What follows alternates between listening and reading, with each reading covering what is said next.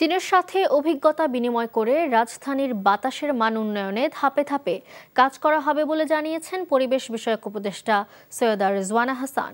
সকালে সচিবালয়ে বায়ু দূষণ নিয়ন্ত্রণে চীনের বিশেষজ্ঞ দলের সাথে মতবিনিময় শেষে একথা বলেন তিনি। ঢাকার আশপাশের ইটভাটা সরিয়ে নো ব্রিক ফ্রিন্ড জোন ঘোষণা করার লক্ষ্য নিয়ে সরকার কাজ করছে বলেও জানান উপদেষ্টা। বলেন, বায়ু দূষণ কমাতে অক্টোবরের আগে রাজধানীর ভাঙাচোরা সড়ক মেরামত করা হবে। এছাড়া নতুন করে 250 বাস কিনে বিআরটি এর পুরনো বাস সরিয়ে ফেলা হবে বলে জানান সৈয়দা রিজওয়ানা। জানান, এই জন্য সড়ক পরিবহন মন্ত্রণালয়ের সাথে একসাথে কাজ করা হবে।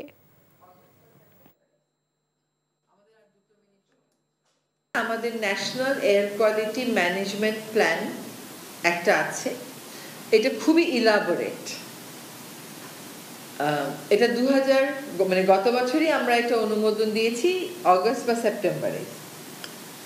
ওই এয়ার কোয়ালিটি ম্যানেজমেন্ট প্ল্যান ধরে এবং চায়নার থেকে একটু বাস্তব অভিজ্ঞতা নিয়ে আমরা কিছু কিছু কাজ শুরু করে দিতে চাই, যাতে জনদুর্ভোগটা বায়ু দূষণ থেকে যেটা আসে ওটা একটা নিয়ন্ত্রণে আমরা আনতে পারি। বান্ডেল থাকলে প্রতি সেনমানিতে টাকা বাঁচবে। বিকাশ সেনমানি বান্ডেল কিনে জিতুন প্রতি লেনদেনে।